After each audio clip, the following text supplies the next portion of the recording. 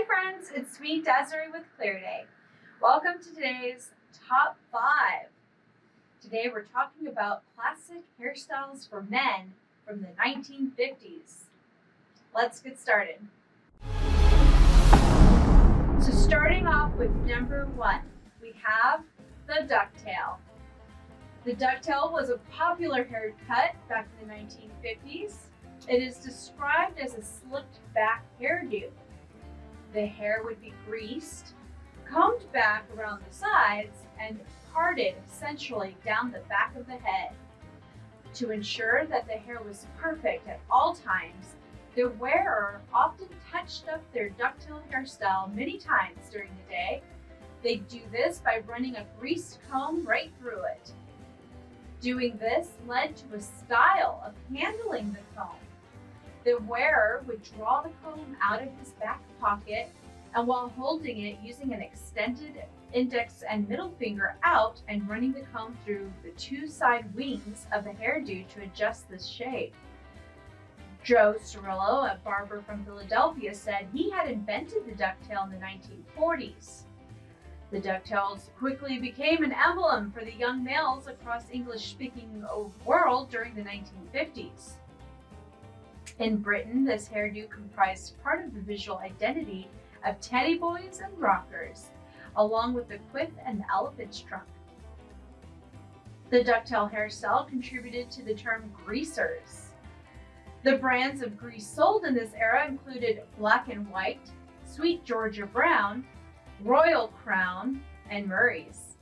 On the west coast of the U.S., pomades such as Dixie Peach or Burl Cream and tonics such as Wild Root Cream Oil were all popular. Lastly, the ducktail quickly became a stereotypical feature of rebels, mobsters, and nonconformists. And it gained popularity especially after the rise of rock and roll, the legend Elvis Presley. He himself sported this look. Although the ducktail was adopted by Hollywood to represent the wild youth of the 50s, only a minority of males actually sported the ducktail. Number 2, the pompadour and quiff. So the pompadour was one of the most recognizable rockabilly hairstyles. It is the look that has seen a significant resurgence in recent years. To ensure that your pompadour had the right retro touch, the wearers would keep it smooth. And while textural styles feel modern and contemporary, it's the sleek look that reflects a bygone era, one that the gents wouldn't let a hair fall out of place. The key to a perfect pomp was to add much needed height to the front of the hairstyle. This was achieved by using a large barrel brush and a hair dryer. You could also have more layering cut into your hair to help combat any extra weight that would stop the hair from getting sky high.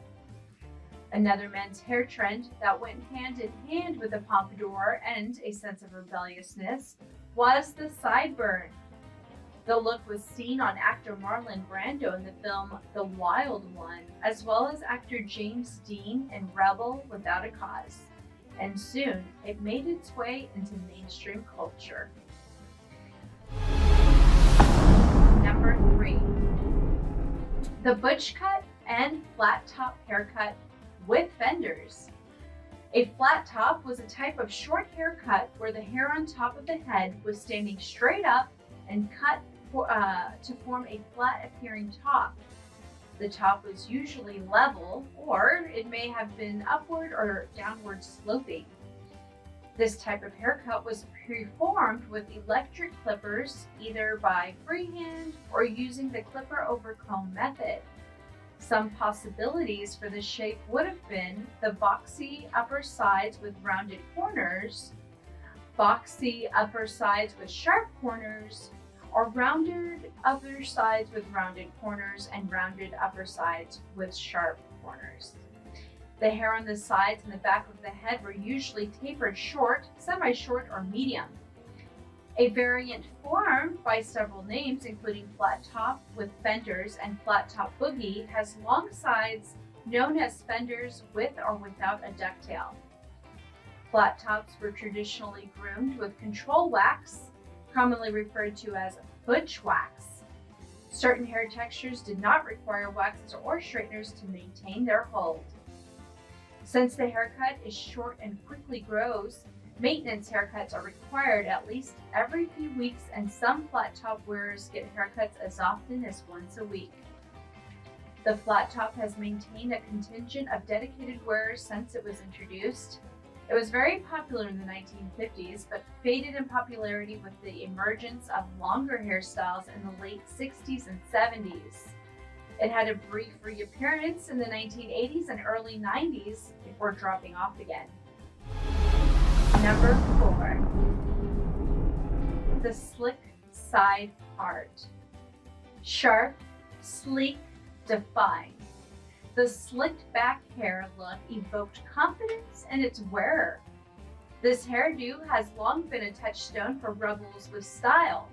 In fact, this classic hairstyle has evolved from 18th century France to some of today's best red carpet looks.